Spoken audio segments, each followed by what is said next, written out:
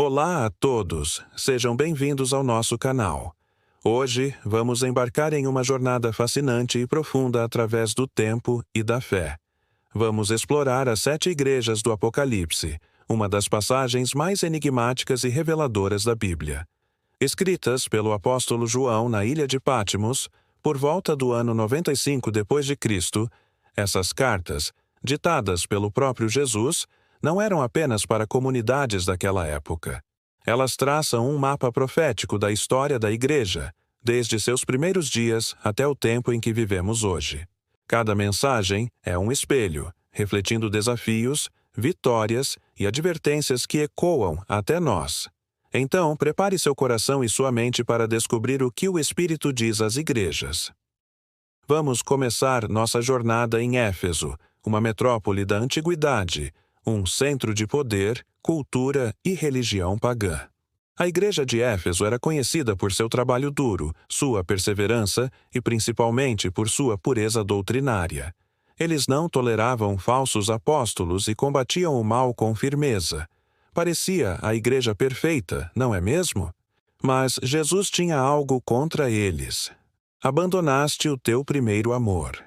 Apesar de toda a sua correção teológica, a paixão, o fervor e a intimidade com Cristo estavam se apagando. O trabalho para Deus havia se tornado mais importante do que o relacionamento com Deus. A mensagem é um alerta poderoso para todos nós. De que adianta ter a doutrina correta se o nosso coração esfriou? Jesus os chama ao arrependimento, para que voltem às primeiras obras, movidas por um amor genuíno.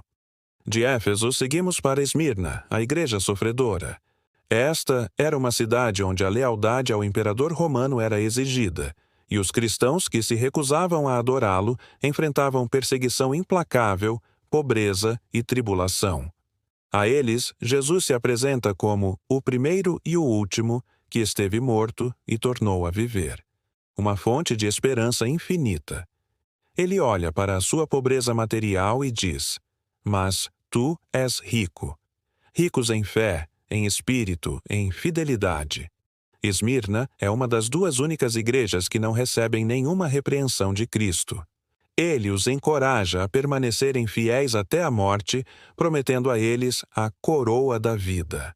A história de Esmirna nos lembra que, mesmo nas maiores dificuldades e perseguições, a verdadeira riqueza não está neste mundo, mas na nossa comunhão com Deus. É uma lição de perseverança para todos os que enfrentam provações por causa da sua fé. Nossa próxima parada é Pérgamo, a igreja que vivia onde está o trono de Satanás. Pérgamo era um centro intelectual e de adoração pagã, dominado por um imenso altar a Zeus.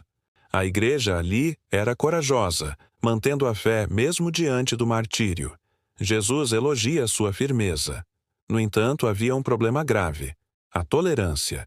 Eles permitiam que falsas doutrinas, como os ensinos de Balaão e dos nicolaítas, se infiltrassem na congregação, promovendo imoralidade e idolatria. Era a igreja que, embora resistisse à perseguição externa, estava sendo corrompida por dentro. Isso simboliza o período em que o cristianismo se tornou a religião oficial do Império Romano, e a igreja começou a se misturar com o mundo, comprometendo seus valores. A mensagem de Cristo é um chamado ao arrependimento e à pureza, prometendo o maná escondido e um novo nome àqueles que vencerem essa tentação de se conformar com o mundo.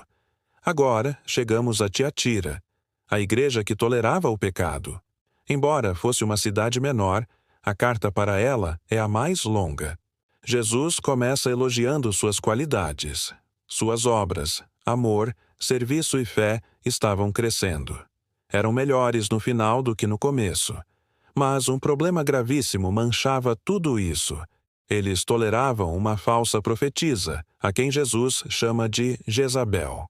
Essa mulher ensinava e seduzia os servos de Deus a praticarem a imoralidade e a idolatria, provavelmente ligadas às guildas comerciais da cidade. Essa tolerância ao pecado aberto dentro da igreja era inaceitável para Cristo. Essa carta representa a Idade Média, um período de grande poder institucional da igreja, mas também de profunda corrupção e sincretismo religioso. Jesus adverte com um julgamento severo, mas também oferece uma promessa incrível aos fiéis que não se contaminaram. Autoridade sobre as nações e a estrela da manhã, o próprio Cristo.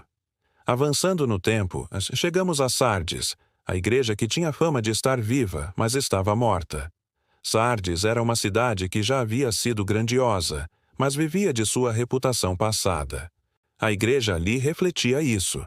Aos olhos humanos, talvez parecesse uma igreja ativa, com programas e atividades, mas, espiritualmente, estava em ruínas.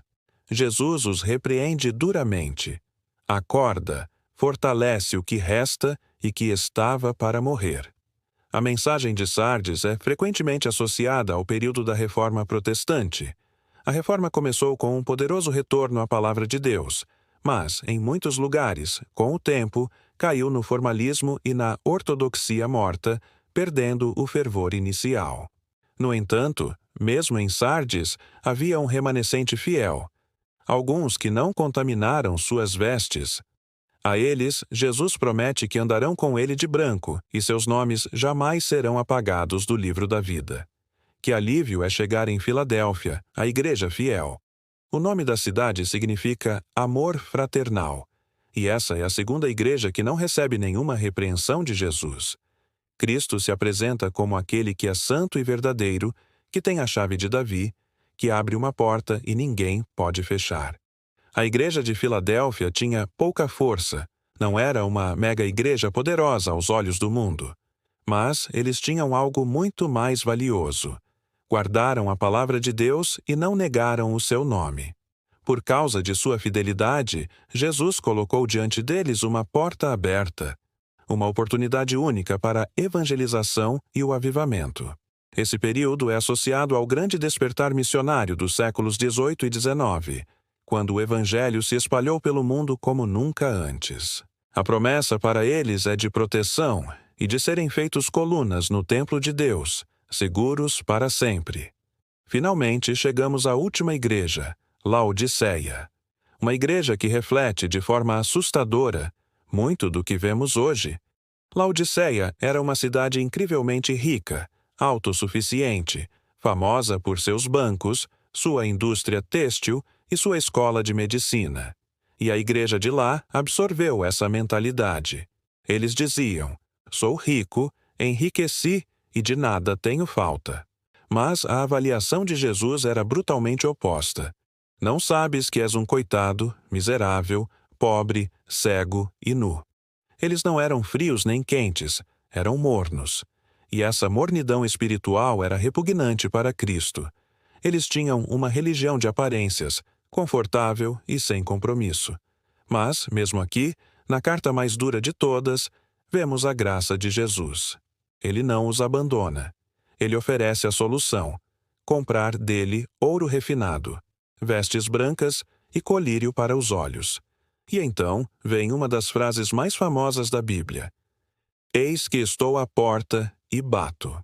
Se alguém ouvir a minha voz e abrir a porta, entrarei e cearei com ele. É um convite pessoal e urgente para uma igreja que deixou Cristo do lado de fora. Ao olharmos para estas 7 igrejas, vemos mais do que história antiga. Vemos a nós mesmos. Vemos nossas igrejas, nossas comunidades e nossos próprios corações. Cada carta, de Éfeso a Laodiceia, termina com o mesmo apelo: quem tem ouvidos, ouça o que o Espírito diz às igrejas. Essa jornada não é apenas sobre o passado ou o futuro, mas sobre o agora. Somos chamados a retornar ao nosso primeiro amor como Éfeso, a sermos fiéis na provação como Esmirna, a rejeitar o mundanismo como Pérgamo, a não tolerar o pecado como Tiatira, a despertar da morte espiritual como Sardes, a aproveitar a porta aberta como Filadélfia e a nos aquecermos do fogo do Espírito, abandonando a mornidão de Laodiceia. A mensagem final é de esperança. Para aquele que vencer, Jesus promete recompensas eternas. Que possamos ouvir hoje o que o Espírito está dizendo a cada um de nós. Muito obrigado por me acompanhar nesta jornada profunda. Se este conteúdo tocou seu coração e abriu seus olhos, por favor, deixe seu like, compartilhe com alguém que precisa ouvir essa mensagem e não se esqueça de se inscrever no canal para mais estudos como este. Que Deus abençoe a todos. Até a próxima. Té.